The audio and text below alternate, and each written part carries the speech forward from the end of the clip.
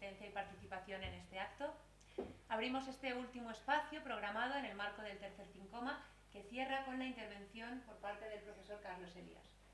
Para mí es un orgullo y una satisfacción poder presentar a un profesional y académico como es Carlos Elías, y voy a intentar presentarlo de forma breve porque la trayectoria es tan amplia que resulta muy complicado presentar a alguien de este calibre. Bien, Carlos Elías es catedrático de Periodismo, Ciencia y Sociedad de la Universidad Carlos III de Madrid, es doctor por la Universidad de La Laguna con premio extraordinario de doctorado y licenciado en Químicas y en Ciencias de la Información por la Universidad de La Laguna. Fue galardonado con el Premio de la Excelencia para Jóvenes Investigadores en 2012 por la Carlos III de Madrid, y en 2019 obtuvo una de las prestigiosas cátedras Jean Monnet, centrada en desinformación y noticias falsas. También ha sido visitante de varias universidades, entre las que destacamos la Universidad de Harvard o la Escuela de Economía de Londres, entre muchas otras. Aunque es académico a tiempo completo, todavía trabaja como periodista ocasionalmente en Televisión Pública Española, en El Mundo o en Radio Nacional. Su investigación actual se centra en la relación entre la formulación de políticas, la ciencia, la tecnología y la cultura de los medios de comunicación, y es autor de numerosos libros sobre periodismo científico, desinformación y análisis político y social.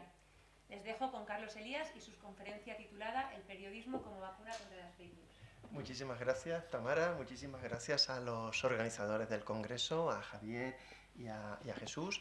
Y, por supuesto, estoy encantado de estar aquí clausurando esta jornada, y también de estar en Salamanca, y sobre todo también de estar presencialmente. Hablaba antes con Tamara que nos daba la impresión de que últimamente todo era virtual. Está muy bien lo virtual, pero también lo presencial, lo humano, y poder estar con la gente, ver las caras y sentir un poco la respiración de la gente, que antes nos daba la impresión de que no se podía, era malo estar junto con las personas y escuchar su corazón y su respiración, y yo creo que eso nos hace más humanos, y por lo tanto tenemos que ir por esa vía e ir poco a poco desarrollando esas habilidades que hemos perdido en cierta manera.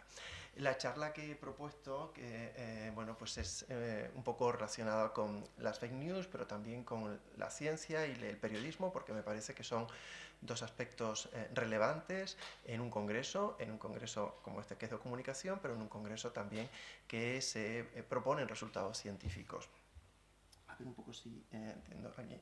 Bueno, aquí en primer lugar pongo un poco el grupo de investigación que tenemos. La charla no va a ser de resultados de investigación porque es una charla de clausura y pienso que tiene que ser un poco más divulgativa, pero bueno, si alguien quiere ver algún paper o alguna de las investigaciones que hemos hecho, pues tenemos esta cátedra Jean Monnet sobre desinformación, Unión Europea, desinformación y fake news, en la que básicamente pues estamos analizando diferentes aspectos que van desde los fact-checkers hasta cómo se utilizan las fake news para incentivar los populismos, pasando por todos los fenómenos que estamos viendo desde, por ejemplo, el COVID o algunos otros elementos desinformativos como los terraplanistas, etcétera, y cómo esos movimientos son cada día más emergentes, y tenemos papers que vamos publicando continuamente y que vamos reponiendo en esa web. Básicamente, a mí, antes de empezar la charla, me gusta siempre definir o valorar cómo está la situación, ¿no? y qué estamos haciendo en estos momentos respecto a ese campo. Y como todos los académicos siempre hacemos, me parece importante hacer unas pequeñas definiciones de por dónde vamos, ¿no?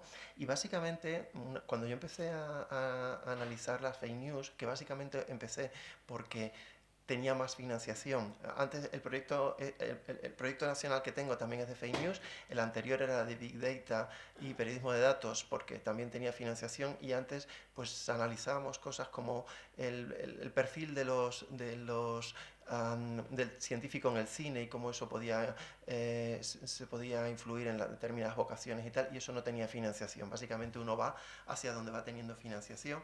Y una de las cosas que me decían los colegas es que en realidad fake news era un anglicismo porque existe la palabra bulo en castellano y que no dijéramos esa palabra. Yo, por ejemplo, estoy en contra de la palabra fake news respecto a que me parece que de alguna forma estigmatiza el periodismo, porque la palabra news y noticia tiene que ver con el periodismo. Yo sería más partidario de fake information más que de fake news, ¿no? Porque lo que hay es una información falsa o de mensajes falsos más que noticias falsas, que también lo hay. Pero yo sí que creo que hay diferencias entre estos dos postulados, porque los dos son importantes y los dos los estamos investigando. Por un lado, por ejemplo, bulo, yo creo que es una información falsa, pero fácilmente desmontable. Y pongo aquí el ejemplo de que, bueno, pues que se diga que la gripe española de 1918 pues fue creada en el laboratorio de Ramón y Cajal. Obviamente esto no es cierto, es perfectamente desmontable, porque en el año 1918 no se podían sintetizar virus. Y alguien dice, bueno, pero esto no corre en ningún sitio, esto no sirve para nada, no tiene, sí que corre y sí que tiene potencia, porque muchísima información de la que estamos analizando es absolutamente falsa y es perfectamente desmontable. Una de ellas, por ejemplo, el terraplanismo, que lo estamos analizando porque es algo que yo puedo entender los antivacunas, que también lo estamos estudiando, pero no es que lo puedo entender que la gente puede tener un discurso de que la vacuna se ha hecho muy rápido, etcétera, etcétera, aunque los datos estadísticos son claros, pero no puedo comprender qué ventaja competitiva tiene alguien que crea que la Tierra es plana y sin embargo por qué ese movimiento es tan emergente y cada vez está teniendo más gente, ¿no? Entonces, esto es un bulo y luego es las fake news. A mí me parece que nosotros consideramos que son noticias que son difícilmente que es más difícil de contrastar, de refutar. Por ejemplo, el hecho o la información de que el coronavirus fue creado en un laboratorio chino. En este caso, ¿qué sucede? La revista Nature sí que publicó un paper perfectamente documentado donde se decía que el virus efectivamente venía de virus animales, que no había sido sintético, pero es verdad que en Wuhan hay laboratorios muy potentes de biología sintética y es verdad que hoy en día se pueden sintetizar virus de forma artificial, ¿no? Entonces, claro, esto, si uno quiere crear lo que llamamos, no me va a dar tiempo de darlo aquí, pero lo que llamamos teoría de la conspiración, que es otra parte que estamos analizando, qué hacer para crear una buena teoría conspirativa, que básicamente tiene que ver con las narrativas de toda la vida, con tener un buen villano, tener una buena trama, etcétera, etcétera. Al final, bueno, pues este elemento de que sea difícilmente refutable, pues también va a generar la posibilidad de que esta narrativa corra más en las redes sociales. Y por último, la palabra desinformación, que también la tenemos, a mí me parece que es una estrategia donde van muchas cosas. Es una estrategia perfectamente definida para conseguir algo. Básicamente, la desinformación puede unir información cierta, o sea, noticias verdaderas, con bulos, con fake news. Es decir, hay muchas cosas unidas que hacen una estrategia premeditada para lograr un fin, normalmente un fin, vamos a decir, poco ético en general, ¿no? Entonces, basado un poco en estas definiciones, también me gustaría plantear el hecho de que verdaderamente la desinformación, estas estrategias desinformativas no son algo totalmente, no es algo de ahora. Es verdad que si nosotros buscamos en Google Trend la palabra fake news, nos va a aparecer que empieza a aparecer sobre todo a partir de 2012, 2013, 2015, pero bueno, Google no siempre ha existido y lo que es cierto es que siempre ha habido estas estrategias desinformativas. Una de ellas, que yo siempre suelo poner de ejemplo, son estas dos mujeres que aparecen aquí.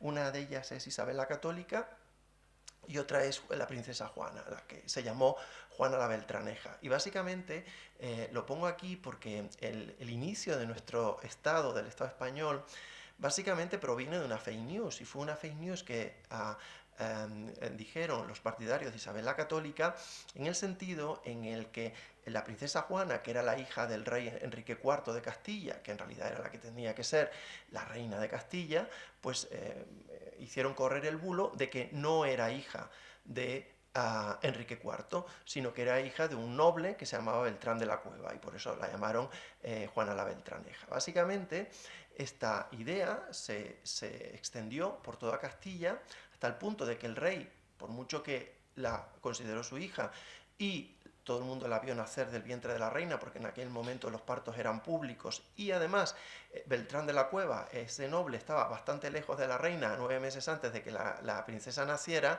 pues no se pudo desmontar ese bulo, y la que fue reina de Castilla fue Isabel la Católica, que no existía en esa época, en el siglo XV.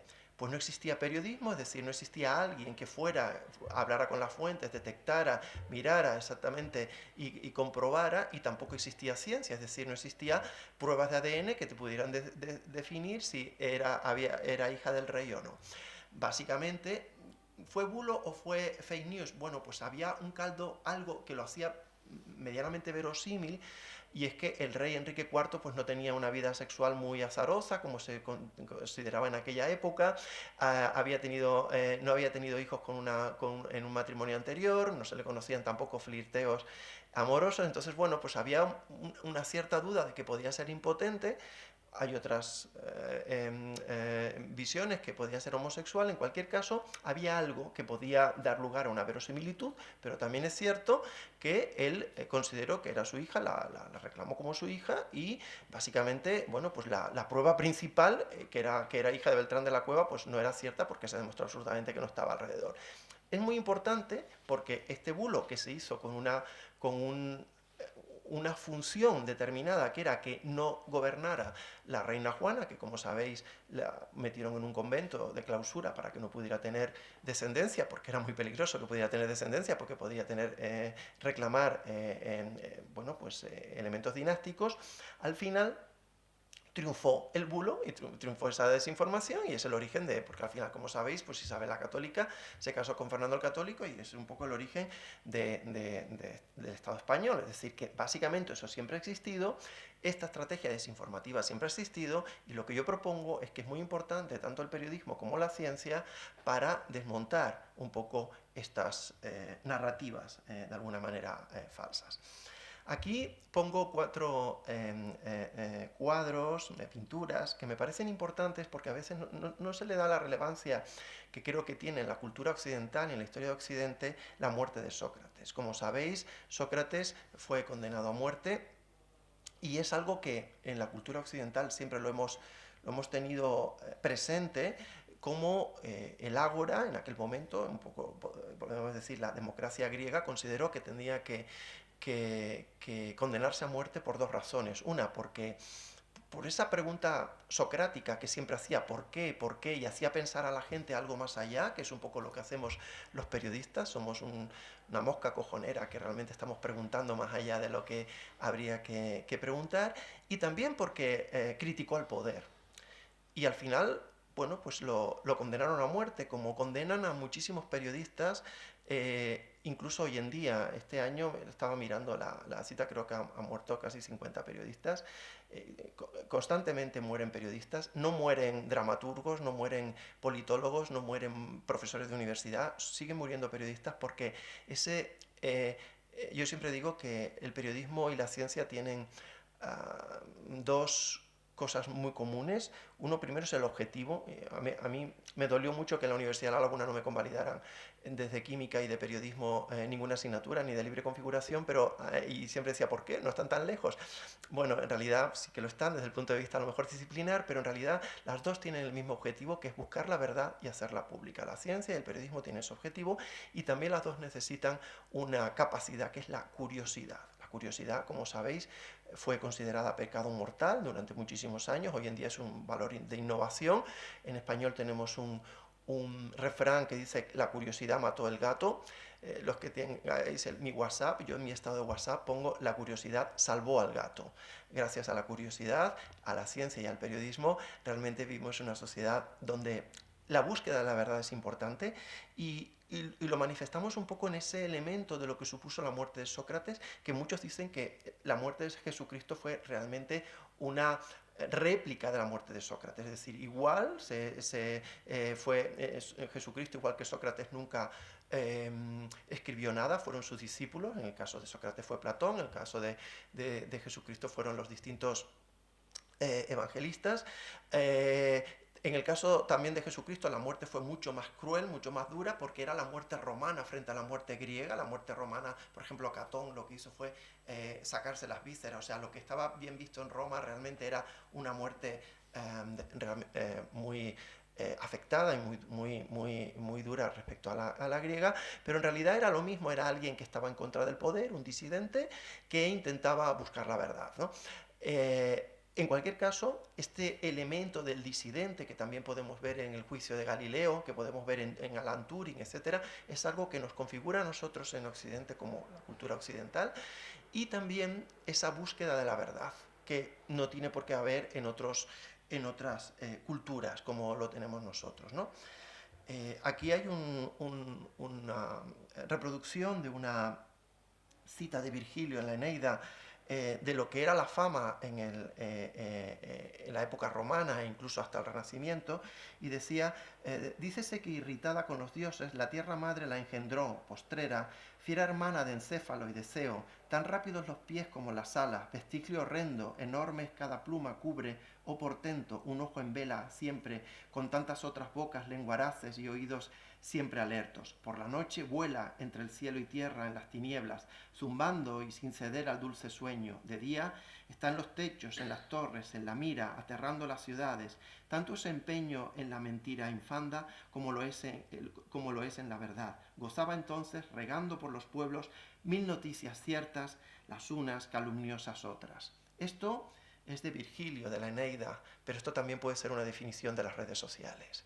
Es decir, siempre ha existido esa animosidad por parte del ser humano de difundir noticias y difundirlas para la calumnia, para tener una determinada elemento, solo que ahora, pues bueno, alguien que antes la fama no se consideraba algo tan valioso, y ahora antes estábamos hablando en la mesa que teníamos sobre Tamara y el problemón que ha habido con su crisis con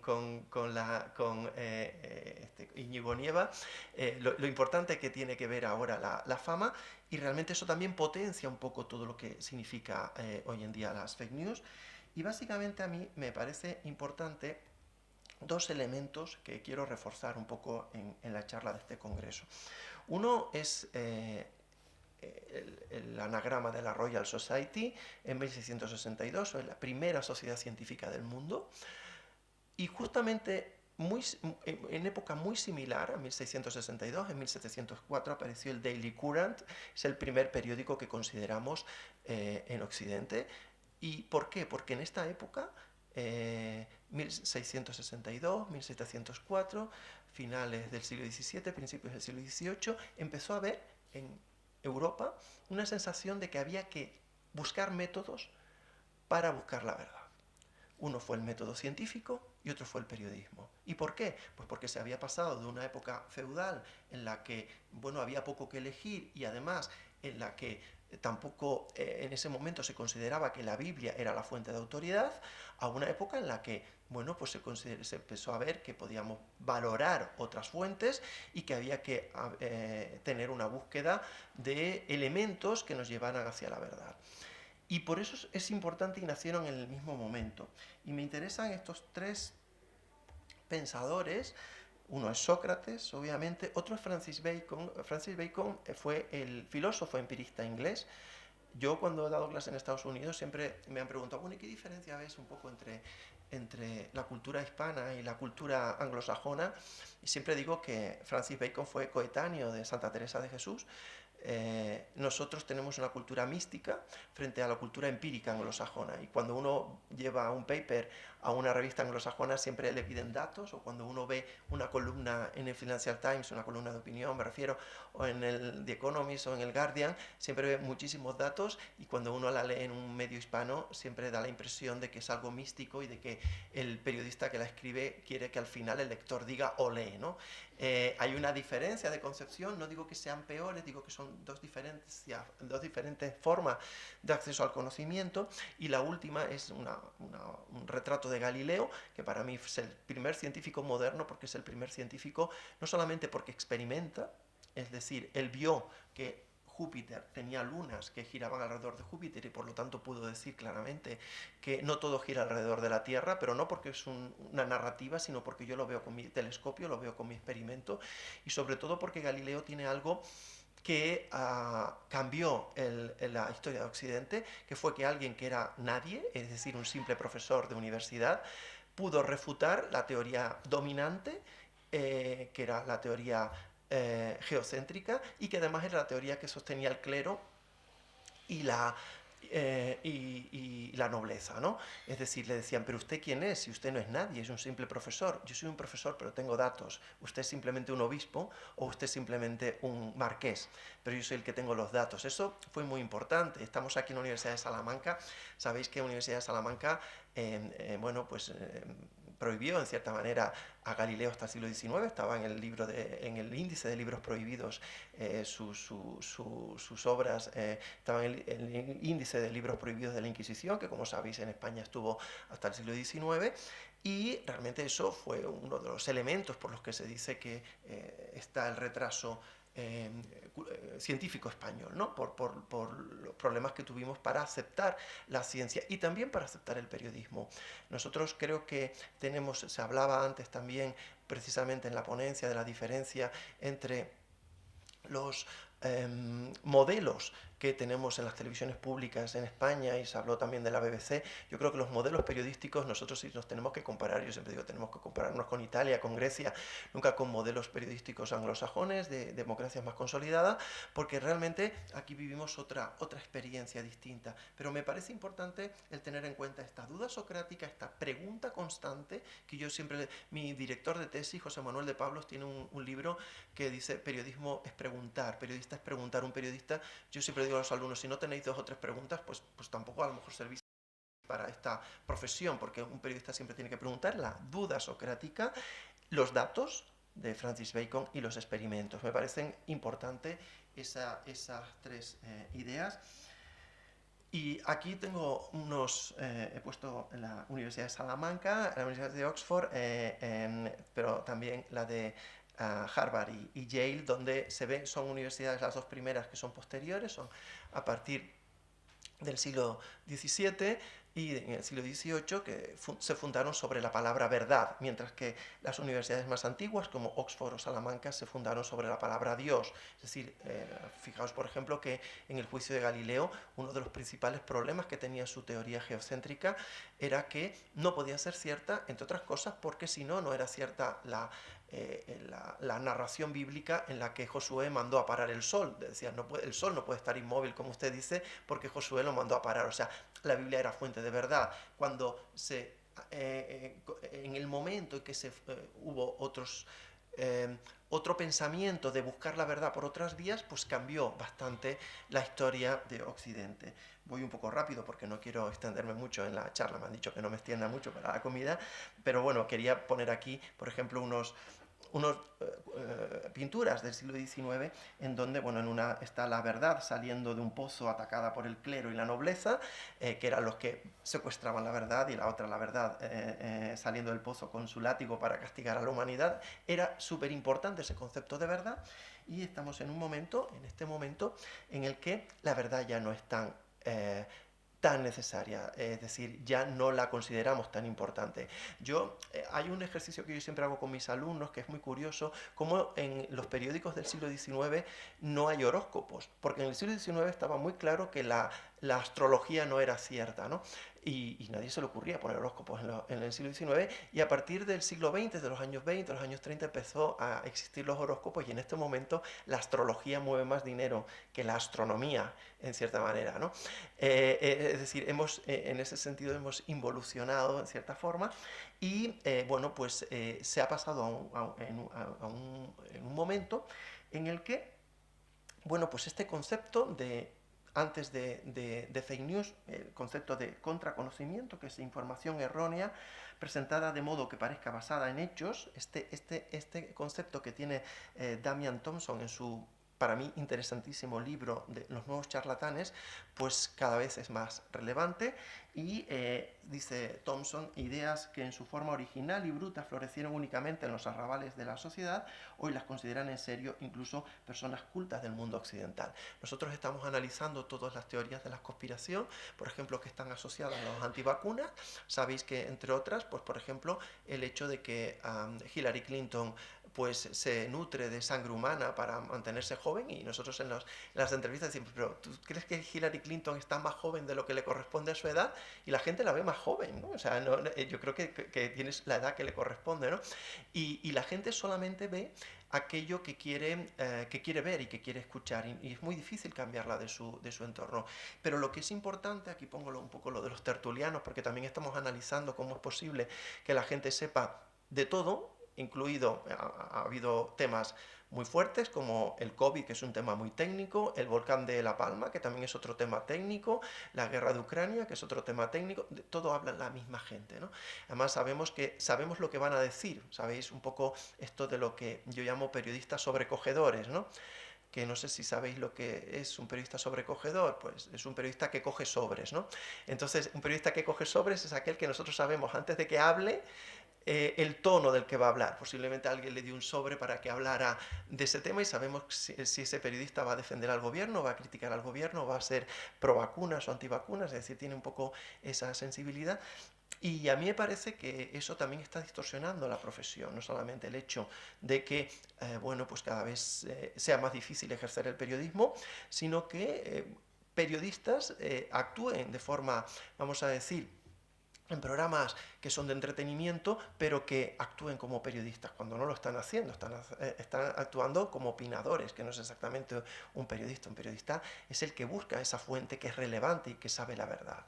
Y a mí me parece que estamos en este momento, y yo le echo la culpa también un poco, no solamente a los medios, a la explosión de medios, sino también hay una vamos a decir, línea de pensamiento o de investigación que estamos teniendo, que es todo lo que en la universidad a lo mejor estamos abordando. Muchos llaman French Theory, otros también llaman todos estos, vamos a decir, pensadores posmodernos como Lyotard, como Derrida. Lyotard, por ejemplo, dice que la ciencia es una gran narrativa, pero solo una narrativa más, y que además que en el siglo XX las narrativas perdieron poder. Y esto lo estamos viendo básicamente en todas las narrativas de los antivacunas. Dicen, vale, bien, las vacunas funcionan, pero es una narrativa, yo también tengo la mía, cada uno tiene su opinión, ¿no? O por ejemplo Derrida, cuando critica la ideología un poco totalizadora, según sus palabras, de la ciencia y de la lógica y de la razón, y dice que tiene que haber un poco otro tipo de conocimiento. Lo tenemos también, bueno, sabéis que Derrida Derrida es un autor que nosotros citamos mucho en comunicación, ¿no? Y sabéis que cuando lo hicieron doctor honoris causa en la Universidad de Cambridge hubo una gran polémica porque los departamentos de filosofía y de ciencias no querían que lo hicieran doctor honoris causa por su crítica a la racionalidad y a la lógica, y sin embargo los departamentos de estudios literarios, estudios culturales, pues sí, ¿no? Porque realmente sí que a nuestros estudios aportó al menos una visión interesante, ¿no?, de lo que es la comunicación y la cultura, pero en realidad estas ideas pues cada vez han ido permeando más, y especialmente las ideas de Paul Feyerabend, que no nos da aquí mucho tiempo de explicarlas, pero con su célebre frase de que todo vale, anything goes, y este anarquismo epistemológico de que la ciencia en realidad es lo mismo que un fairy tale, es un cuento de hadas, pues le ha dado armazón ideológico a toda la gente que considera que los hechos, las declaraciones de fuentes solventes, pues son iguales a otros elementos, ¿no? Esto lo estamos analizando también con algunos colegas de Sudamérica, porque en Sudamérica, bueno, yo soy canario, que en realidad en Canarias también nos parecemos mucho a Sudamérica en muchos aspectos. En uno de ellos es que tenemos una bueno, una cultura aborigen que hace muy poco que desapareció y que todavía tiene muchas reminiscencias allí, y existe esa lucha que existe también en Sudamérica entre la ciencia y el chamanismo, ¿no? Entre lo médico, la ciencia médica y el chamanismo, y la defensa del chamanismo, que es muy interesante desde el punto de vista cultural. Nosotros en Canarias no lo llamamos chamanismo, sino curanderismo, y existe, está en muchísimos sectores de la población, y tiene mucha, tiene mucha influencia, no tanto política, que es curioso, pero sí que estamos analizando la influencia que tiene desde el punto de vista de la salud, especialmente en los antivacunas, ¿no? En métodos, en tratamientos que puedas tener que no sean exactamente científicos. Esto no me voy a detener aquí, pero, por ejemplo, también ocurre en sitios que no son tan, vamos a decir, que la cultura aborigen no es tan reciente como Europa, en donde, por ejemplo, la homeopatía cada vez está más, y las medicinas alternativas están más en boga, y no solamente eso, sino pensar, por ejemplo, en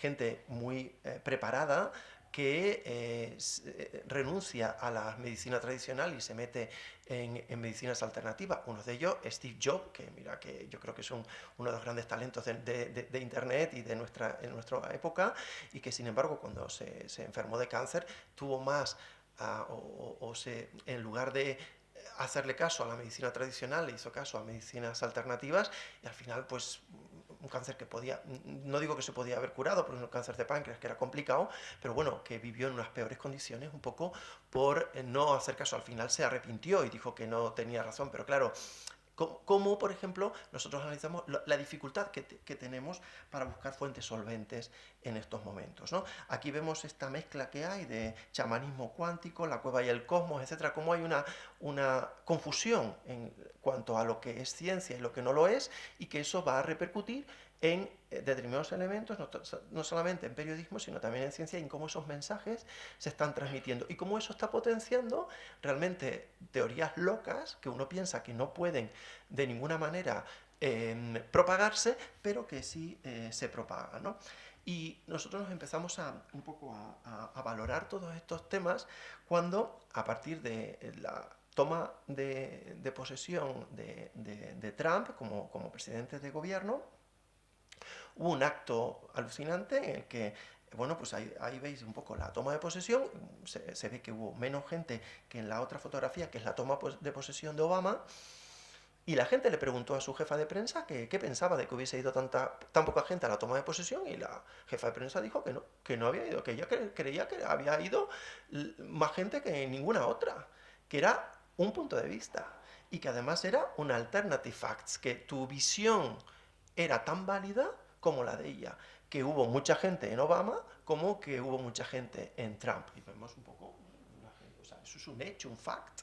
Pues resulta que no, que es alternative facts. O sea, yo veo mi hecho alternativo, que aquí hay más gente, y yo lo narro. Y entonces eso nos descolocó a todos, porque fue la primera vez que los periodistas se dieron cuenta de que, de que estaban hablando con gente que consideraba que la narrativa de los hechos era irrelevante frente a la narrativa de los hechos alternativos.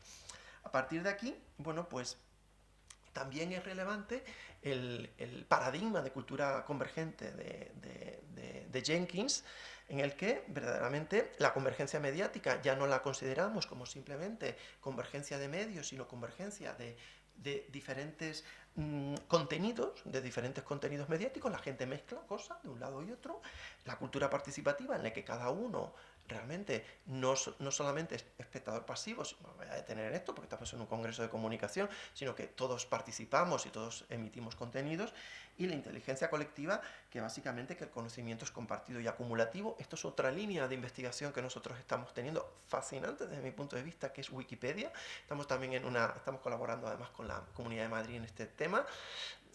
No voy a detener en esto, pero para mí Wikipedia es un campo de batalla ideológico, hay que analizarlo claramente, porque hay determinados términos que no tienen problema, como a lo mejor el término electrón o arte gótico, pero determinados personajes como Hugo Chávez, como Aznar, como Sánchez, o determinados conceptos como transgénico, como pues yo qué sé, posmodernismo, etcétera, etcétera, hay constantemente, o Procés, en el caso de Cataluña, hay constantemente una edición y reedición, constantemente hay lobbies en Wikipedia editando y reeditando los términos. Nosotros hemos hecho alguna investigación, por ejemplo, con Wikileaks y con el Procés, como constantemente, y analizamos cómo el hecho de la velocidad de edición de Wikipedia puede ser algo relacionado con el interés de la opinión pública de un determinado concepto.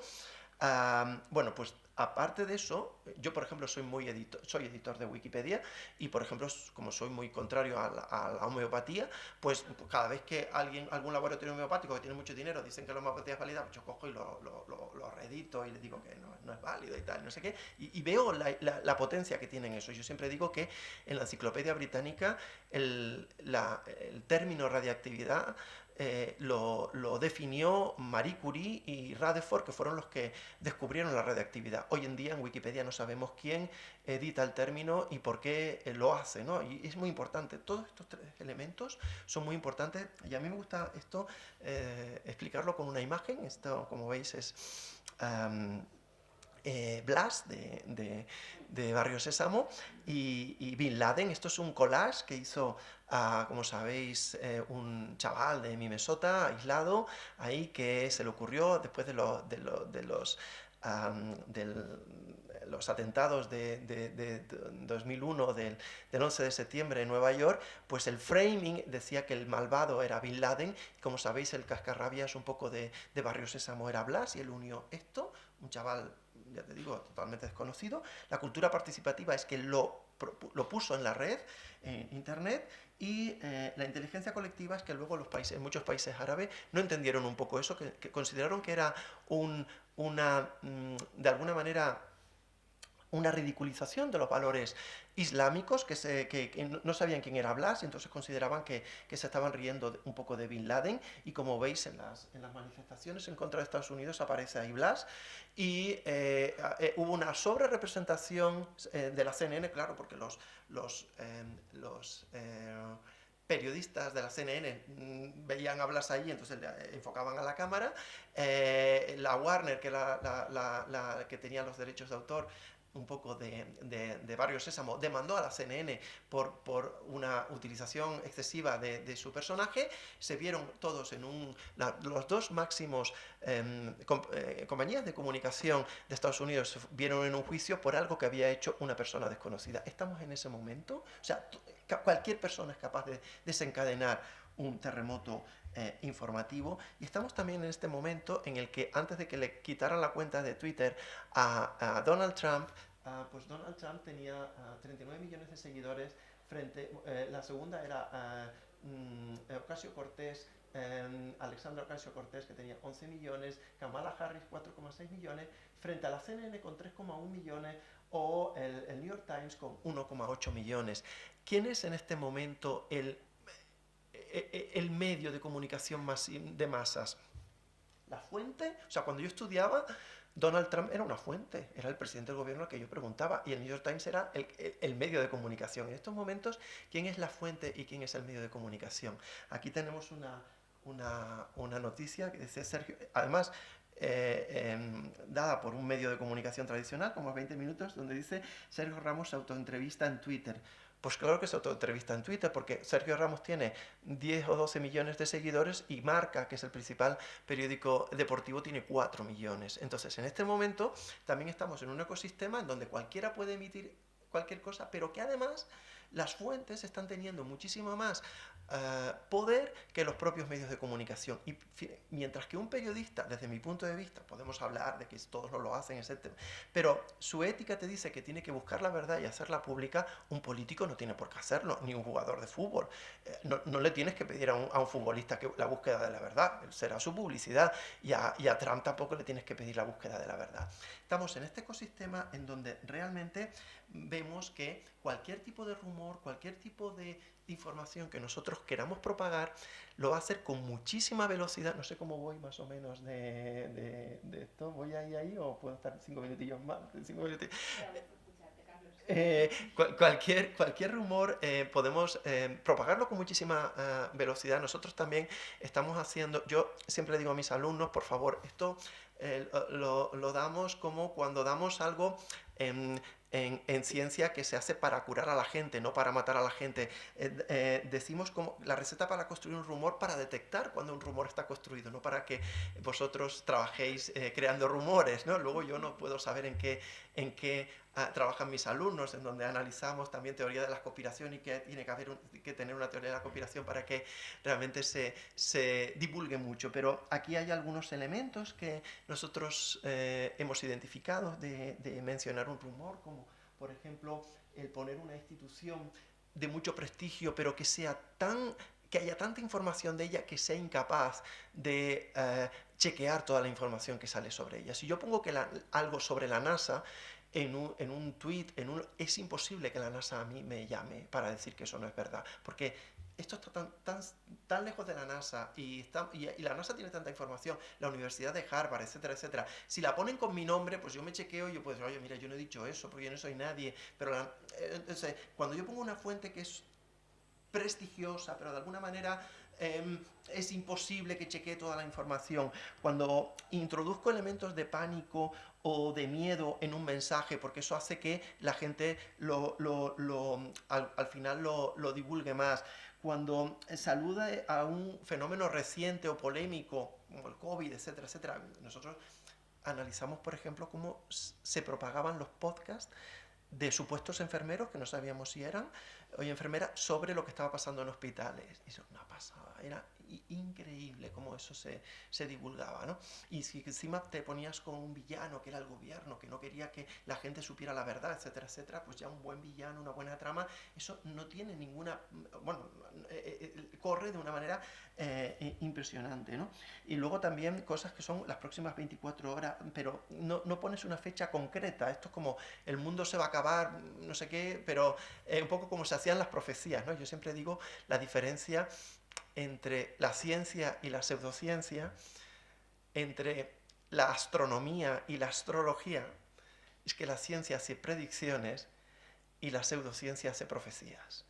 Y las profecías, pues yo siempre tengo una anécdota. Cuando yo empecé a trabajar de periodista, una de las primeras, estuve de prácticas en Canarias 7, y entonces, como venía con esa formación también científica, me dijo el jefe, es que esto te viene muy mal a ti para periodista, el periodista tiene que ser global, tiene que hacer todo, y tienes que aprender de todo. Y lo primero que tuve que hacer en Canarias 7 fue hacer los horóscopos, porque se había ido la persona que hacía los horóscopos,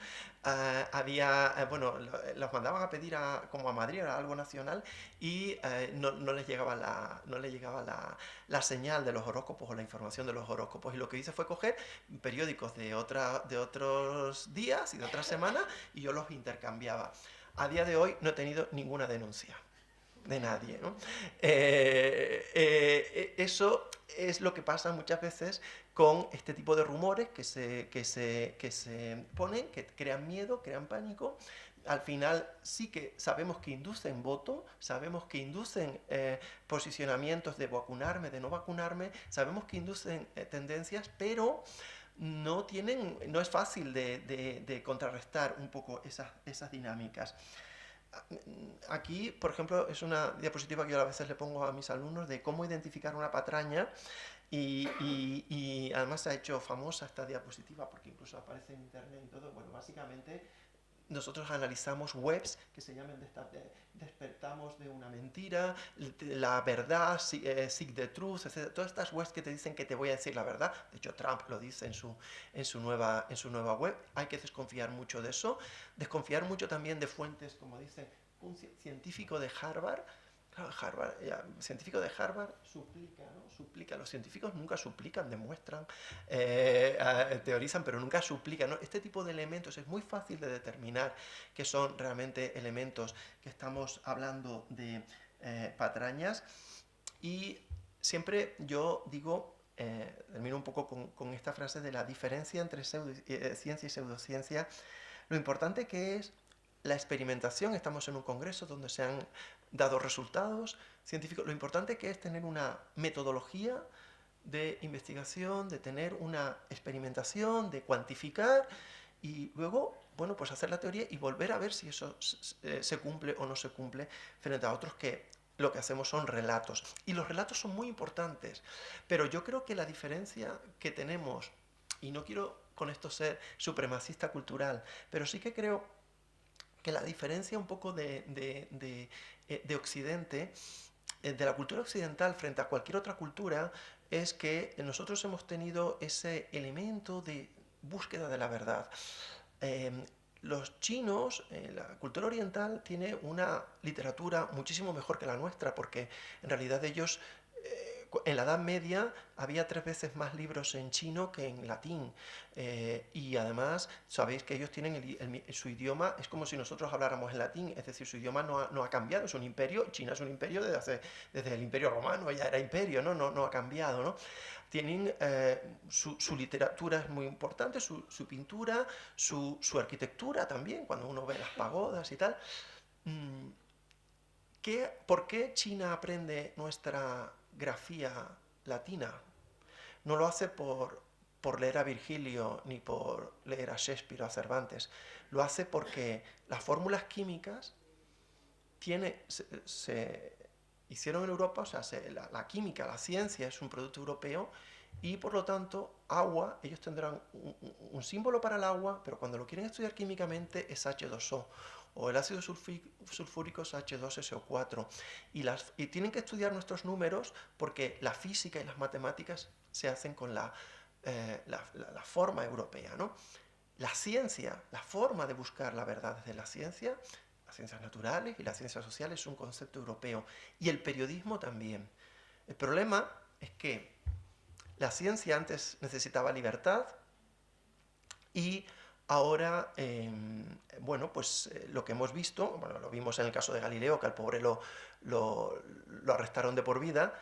Hemos visto que, bueno, pues que en China hay muchísima ciencia y no hay libertad. Lo vimos también un poco en la época nazi. En la Alemania nazi fue una época muy buena científicamente, porque se creó no solamente la teoría de la relatividad, sino la cuántica, ¿no? Es decir, la ciencia no necesita libertad científica, pero no libertad política, ¿no? El periodismo sí que necesita libertad política, por eso en China no hay periodismo, en Rusia no hay periodismo, el periodismo está en poquitos sitios. Y el poder no le gusta al periodismo, incluido el poder en los países democráticos. Yo creo que las fake news no podemos hacer una vacuna contra la fake news, no podemos luchar contra la fake news desde la legislación, como quiere el Parlamento Europeo o como a veces quiere España, porque ahí lo que estás haciendo es censura. Yo creo que la única manera de luchar contra la fake news es la que siempre ha habido, es decir, un buen periodismo con buenos periodistas que sepan ir a las fuentes que de verdad saben, utilizar el método científico que realmente es en lo que se basa y se inspira el método de verificación de una noticia. Cuando nosotros ahora estamos analizando los verificadores de noticias, realmente lo que estamos viendo es que se están inspirando en el método científico. Y en ese sentido, es la única manera que nosotros en los países, vamos a decir, democráticos, podemos luchar contra toda esta marabunta de información falsa, que la vemos también en Estados Unidos, que la vemos en la Unión Europea. Nosotros estamos analizando, por ejemplo, todas estas dinámicas de información falsa en contra de la Unión Europea, de que la Unión Europea va a desaparecer, de que los inmigrantes nos traen muchísimas enfermedades, etcétera, etcétera. La única manera es el periodismo riguroso de toda la vida, el periodismo que se basa en fuentes solventes y también que se basa en el método científico como forma de verificar las noticias.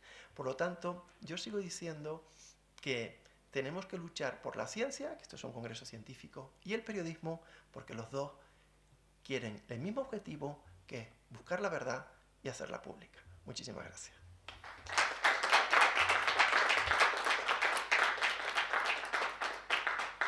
Muchas gracias, Carlos. Un placer escucharte. Tenía muchas más cosas, pero al final... No, gracias también por ceñirte al tiempo, Sí, sé que había... apretado. Bien, no sé si hay alguna cuestión, pero vamos un pelín apurados de tiempo, así que yo creo que después en la comida y demás podemos seguir preguntándole a Carlos, aunque sea en otro tono y un poco más distendido. Bueno, si hay alguna pregunta, tampoco pasa nada, ¿no? Estás aquí atacado. Bueno, veo que la gente quiere comer, o sea que estoy a vuestra disposición. Al principio puse, bueno, mi correo es carlos.elias@uc3m.es y estoy a vuestra disposición para lo que queráis. Y muchísimas gracias por haberme invitado a esta conferencia y a este congreso, y de verdad que estoy muy agradecido. Gracias a ti, Carlos, de verdad que ha sido un gusto escucharte. Vosotros. Bien, pues para terminar, una muy breve reflexión sobre el tercer Cincoma, un evento, como sabéis, organizado por la Universidad de Alicante y la Universidad de Salamanca, y que ha contado con la inestimable colaboración de la Facultad de Ciencias Sociales de la USAL y del Departamento de Sociología y Comunicación, también con la colaboración del Grupo Compubes, del Departamento de Comunicación y Psicología Social y de la Facultad de Ciencias Económicas y Empresariales de la Universidad de Alicante. Estos días se han desarrollado numerosas mesas de comunicación en las que han participado más de 200 comunicantes que han defendido más de 100 ponencias en las que nos han dado cuenta de sus investigaciones en curso relacionadas todas ellas con la comunicación bajo una perspectiva multidisciplinar. Hemos contado con ponentes de Alemania, Argentina, Chile, China, Colombia, Cuba, Ecuador, México, Paraguay, Perú, Portugal, Rusia y de España también, por supuesto. Después de haber compartido juntos estas 4 jornadas en las que se ha desarrollado el tercer Cincoma, solo tenemos palabras de agradecimiento a todos los colegas y a todos los amigos que de forma académica y profesional, de forma virtual y de forma presencial, contribuyen cada año a la consolidación de este congreso. Nos gustaría en especial agradecer a todo el equipo organizador por su implicación, en concreto a Alejandro, a Alex, a Adriana, a Bárbara, a Belén, a Claudia, a Jesús, a Maribel, a Nerea, a Lara, a Elena, a José Miguel, a Patricia y a Santiago. Sin su ayuda y colaboración, este tercer Cincoma no hubiese sido posible. Y también agradecemos al SUMAS de la Facultad de Ciencias Sociales de la USAL por el apoyo prestado estos días y en la sesión presencial de hoy. A todos os damos las gracias y esperamos que el Congreso haya sido de vuestro agrado, lidiando siempre con lo presencial y lo virtual, como también avanzaba Carlos y lo venimos debatiendo estos días. Sin más, doy por clausurado el tercer Congreso Internacional de Innovación en Comunicación y Medios Audiovisuales, Cincoma, y os animo a todas y a todos a seguir estrechando lazos en la 4ª edición, que se celebrará previsiblemente en septiembre del 2023. Gracias a todos.